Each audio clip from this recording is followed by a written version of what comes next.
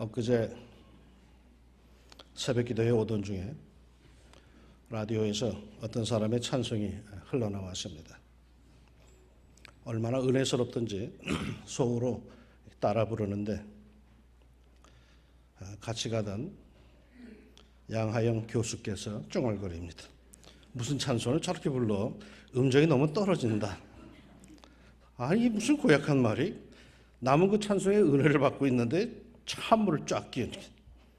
음정은 무슨 놈의 음정이 떨어져? 은혜스럽기만 한데 라고 하고 싶었는데 문득 이런 생각이 저에게 찾아들었습니다. 그렇지. 음악에 대해서 비전문가인 나는 못 듣지만 전문가인 음대 교수의 귀에는 그게 들릴지도 모르겠다. 사실 그렇지 않겠습니까? 내가 못 듣는 것을 전문가는 듣고 말하는 게 아니겠습니까? 그러기에 우리 사회에서 전문가가 필요한 게 아니겠습니까?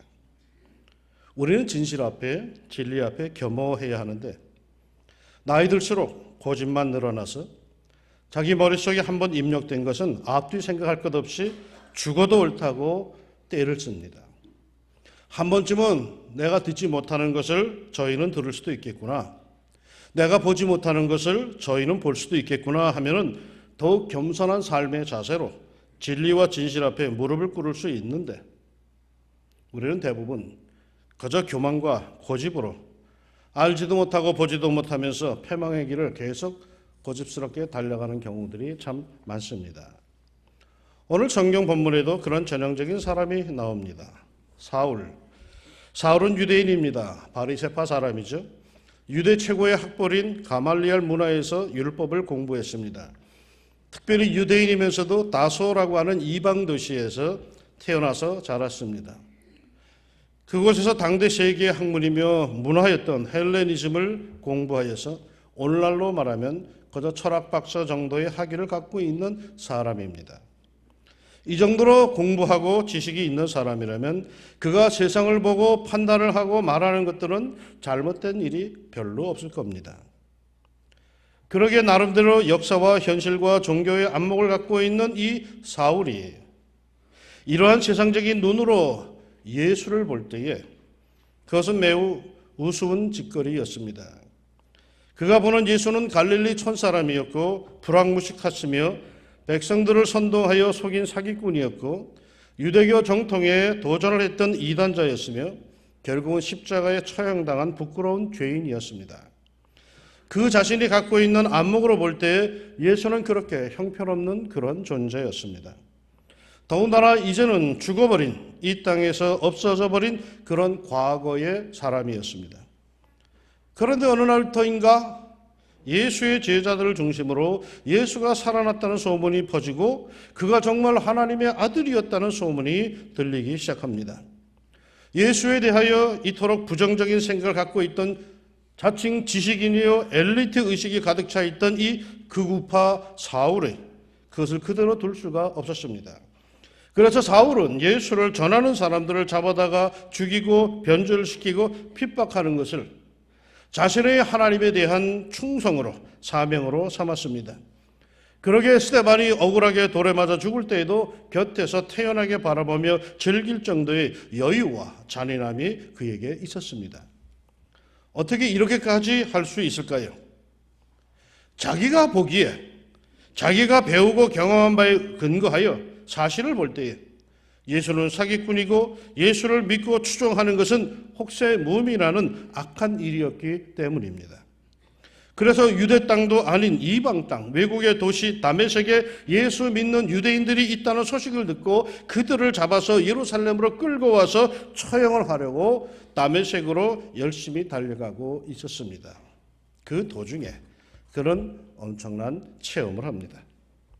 갑자기 하늘로부터 쏟아져 내리는 강한 빛 속에 예수님을 만나게 됩니다. 사울아 사울아 네가 어찌하여 나를 박해하느냐. 본능적으로 그런 두려움 속에 외칩니다. 주여 누구시니까. 그리고 이어서 나는 내가 박해하는 예수라.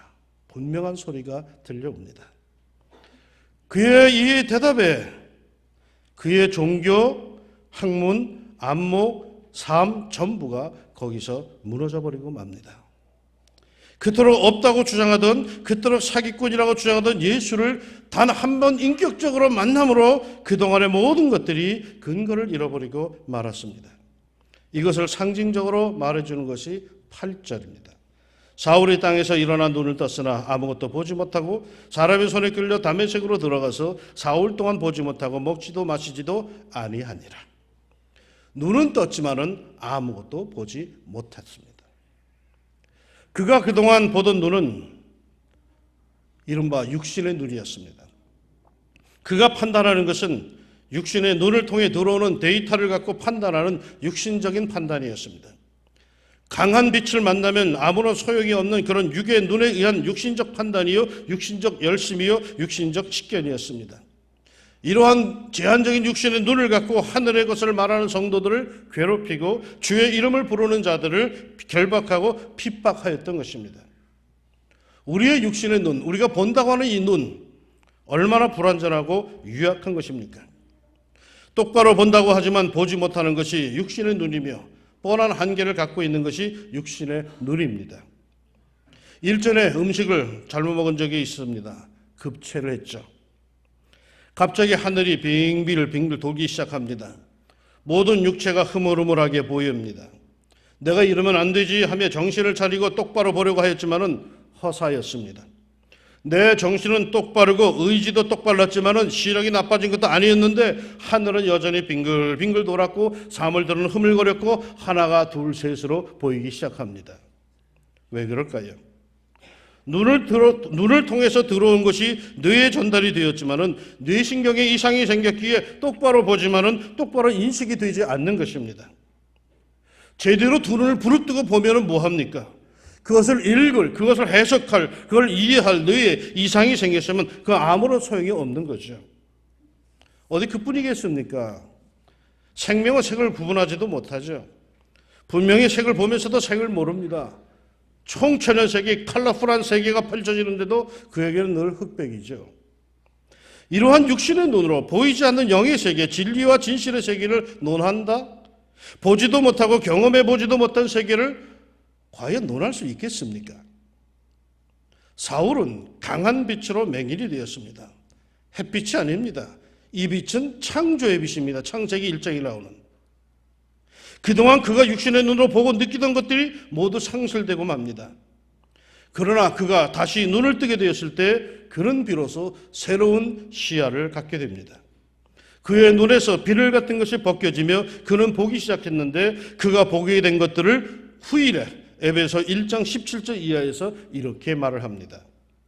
우리 주 예수 그리스도의 하나님 영광의 아버지께서 지혜와 계시의 영을 너희에게 주사 하나님을 알게 하시고 너희 마음의 눈을 밝히사 그의 부르심의 소망이 무엇이며 성도 안에서 그 기업의 영광의 풍성함이 무엇이며 그의 힘의 위력으로 역사하심을 따라 믿는 우리에게 베푸신 능력의 지극히 크심을 어떠한 것을 너희로 알게 하시기를 구하노라. 너희 마음의 눈을 밝히사. 우리에게 떠여져야 할 눈이 있습니다. 성경은 그걸 얘기합니다. 마음의 눈이 있다고 합니다. 인간의 현실 저편을 보게 하는 그 눈입니다. 이 삶 속에 역사하는 하나님의 손길을 보게 하는 눈입니다. 하나님께서 우리들을 부르셨다는 것이 무엇을 의미하며 우리로 하여금 세상 사람들이 죽어서 망했다고 대성통곡할 때에 부활의 소망을 볼 수 있게 하는 그러한 눈이죠. 하나님께서 나를 얼마나 사랑하시는지 그러한 나를 위해 어떠한 선한 계획을 갖고 계신가를 보게 하는 눈이죠. 현실과 상황이 악해도 분명한 하나님의 손길을 보고 미소를 짓게 하는 그런 눈이죠. 이 눈이 떠 있어야 하나님의 은혜를 볼 수 있습니다. 성경의 비밀을 알 수가 있습니다. 기쁨과 평강을 누릴 수가 있습니다. 그런데 이 눈을 몰라요. 이 눈이 보는 세계를 몰라요. 그러면서도 여전히 고집부려요. 제가 중학생 시절에 생물 실험 시간에 처음으로 현미경을 접하게 됐습니다. 현미경을 들여다보면서 나뭇잎을 막 세포를 보면서 와 신기하다 그래 됐는데 그때 한 녀석이 이런 말 한 것을 제가 기억을 합니다. 야, 난 눈이 좋아서 현미경 필요 없어. 이런 무식한 놈이 있나. 현미경이 보는 세계와 육신의 눈으로 보는 세계가 얼마나 다른데 알지도 못하면서 말이에요. 그저 현미경으로 잎사귀에 묻은 먼지나 벌레 정도를 보는 것으로 잘못 알았던 거죠. 그러게 시력이 좋아서 그런 것쯤은 다 볼 수 있다고 생각을 한 겁니다. 그러나 아무리 시력이 좋아도 현미경이 들여다보는 세계를 볼 수는 없죠. 이 아이는 현미경이 보는 세계를 몰랐습니다. 그러기에 시력이 좋은데 현미경은 무슨 필요가 있는가라고 정말 무식하게 말했던 겁니다. 그 미세한 세계에 대해서 무지했기에 보지 못하면서도 창피한 줄도 모르고 큰 소리를 쳤던 거죠. 하나님의 계시가, 하나님의 뜻이, 하나님의 손길이 제대로 잘 보이십니까? 영안이 열려야 합니다. 마음의 눈이 제대로 보아야 합니다. 우리 육신의 눈이 이 세상 모든 것을 다 보고 깨닫게 되는 것이 아님을 분명히 알아야 합니다. 우리 육신의 눈은 매우 제한적인 것밖에 보지 못함을 알아야 합니다. 믿음의 세계는요, 믿음의 눈으로, 마음의 눈으로 보아야 제대로 보입니다. 그러려면 어떻게 해야 할까요? 여러분, 무엇보다도 믿음의 눈이 밝아지려면 기도해야 합니다. 은혜 체험 후에 사울은 기도에 힘쓰고 있었습니다. 아나니아에게 하나님께서 하시는 말씀 중에 일어나 집가라 하는 거리로 가서 유다의 집에서 5사람 사울이라 하는 자를 찾으라. 그가 기도하는 중이라. 그가 아나니아라 하는 사람이 들어와서 자기에게 안수하여 다시 보게 하는 것을 보았느니라. 무슨 말씀입니까? 육신의 눈이 감긴 사울은 기도하고 있었고 기도하는 중에 드디어 영안이 열려서 하나님의 뜻으로 아나니아가 자기에게 찾아와서 안수해 줄 것을 알았다라는 것입니다. 기도할 때에 주님께서는 우리에게 지혜와 총명을 주시며 바른 판단력을 주시며 올바른 것을 보게 하십니다. 너는 내게 부르짖으라. 내가 내게 응답하겠고 내가 알지 못하는 크고 은밀한 일을 내게 보이리라. 기도하는 가운데 얼마나 많은 것들을 우리는 깨닫게 됩니까? 기도는 하나님의 뜻을 아는 바른 길입니다. 이해하기 어려운 것은 어려움이 닥쳐서 말이죠. 길을 알지 못하겠다고 하면서도 그가 말이죠. 새벽에 기도 제단을 쌓지 않는다는 거예요. 새벽에 분명히 주님이 도우신다고 성경이 말하는데 새벽에 샛별이 떠오르듯이 지혜와 계시가 주어진다고 하는데 새벽 기도를 하질 않아요. 저는 고백하건대 오늘까지 목회하면서 거의 모든 감동과 지혜를 새벽 기도를 통해서 얻었습니다. 기도하십시오. 새벽에 주님께서 도와주십니다. 그러게 목회하면서 갑자기 새벽에 누군가 안 나오던 사람이 새벽 기도에 나오면 가슴이 철렁해지고 왜? 문제가 생겼구나. 기도하러 왔구나. 하나님의 긍휼히 여기실 걸 믿는다. 여러분 새벽 주의 성전에서 기도하시기를 축원합니다. 주님의 도움의 손길이 분명히 보여질 것이고 깨닫게 될 것이고 자신이 무엇을 어떻게 해야 되는지 주님께서 가르쳐 주십니다. 그리고 말이죠. 말씀을 배워야 돼요. 말씀이 따라가지 않는 기도 생활은 무속신앙에 빠질 위험이 많아요.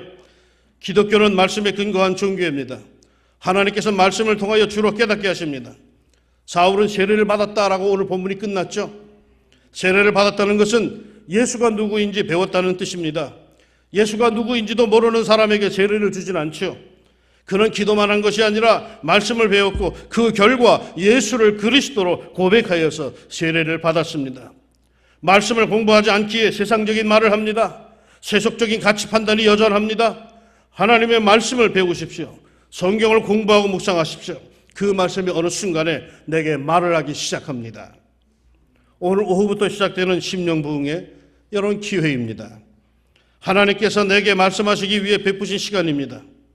믿음의 사람들의 간증들을 들어보면 많은 사람들이 이런 부흥에 우연히 참여했다가 하나님의 음성을 듣고 변화되었다라고 합니다. 보지 못하던 것을 보기 시작한 거죠. 이번 부흥회에 참여하여서 오랫동안 해결하지 못하던 것들에 대한 응답과 해답을 얻기를 축원합니다. 아울러 말이죠. 성령 충만해야 합니다.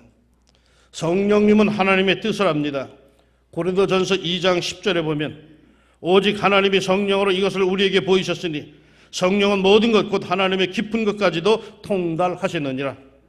그러게 성령 충만하면은 우리는 하나님의 뜻을 바로 알 수 있고 바로 볼 수 있습니다. 예수께서 나를 보내어 너로 다시 보게 하시고 성령으로 충만하게 하신다 하니 즉시 사울의 눈에서 비늘 같은 것이 벗어져 다시 보게 된지라. 성령 충만할 때에 여러분 바로 보게 됩니다. 그럼에도 저절로 이 하나님의 뜻을 알 수 있다고, 저절로 그 세계를 잘 볼 수 있다고 여기는 사람들이 있습니다. 시간이 지나면 저절로 될 거야, 그냥 교회만 다니기만 하면 될 거야, 천만의 말씀입니다. 사울이 은혜를 체험하고 그대로 있었다면 저절로 사도 바울이 될 수가 있었겠습니까? 아닙니다. 저절로 주의 일꾼이 되지 않습니다. 저절로 마음의 눈을 갖게 되지 않습니다. 그냥 일주일에 한 번 교회 다니다 보면 저절로 성숙한 성도, 저절로 영적인 안목을 갖는 성도가 되는 것이 아닙니다. 기도에 나름대로 힘을 쓰고 말씀에 묻히고 그래야 성령 충만할 때 비로소 성숙한 성도가 되어서 하늘의 역사를 보게 될 것이고, 그때야 비로소 사람들에게 하나님의 역사를, 예수 그리스도를 증언할 수가 있는 것입니다. 사랑하는 여러분, 하나님의 손길을 제대로 보고 계십니까? 아람 왕이 이스라엘을 치기 위해서 쳐들어옵니다. 그런데 이 아람 왕에게 고민거리가 생겼습니다. 이스라엘 치려고 군대를 몰래 보내면은 어떻게 알았는지 매번 이스라엘 군대가 자기들 가는 길을 미리 매복하고 있다가 자기들 도리에 치는 것입니다. 왕이 판단합니다. 이거 분명히 우리 가운데 내부가 통하는 첩자가 있다, 외부와 첩자가 있다고 해가지고 첩자가 누구냐라고 신하들에게 묻습니다.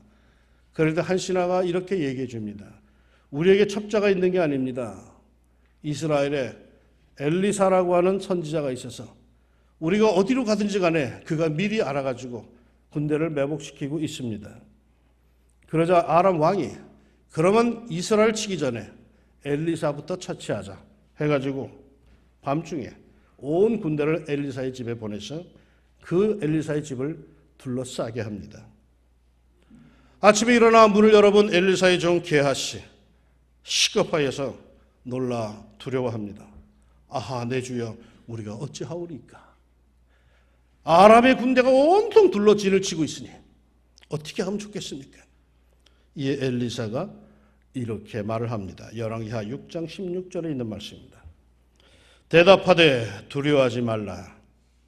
우리와 함께한 자가 저와 함께한 자보다 많으니라 하고 기도하여 가로되 여호와여, 원컨대 저의 눈을 열어서 보게 하옵소서 하니 여호와께서 그 사환의 눈을 여심해 저가 보니 불말과 불병과가 산에 가득하여 엘리사를 둘렀더라.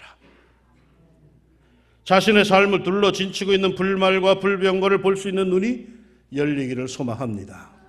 내 앞에 펼쳐지는 대적들의 위세에만 기가 눌리는 것이 아니라 내 뒤에 진을 치고 있는 하나님의 군대를 볼 수 있는, 의지할 수 있는 영안이 있기를 소망합니다. 마음의 눈이 열려서 부활하시어 살아계시며 늘 나와 함께 하시고 내게 생명을 부여하시는 예수님을 볼 수 있기를 소망합니다.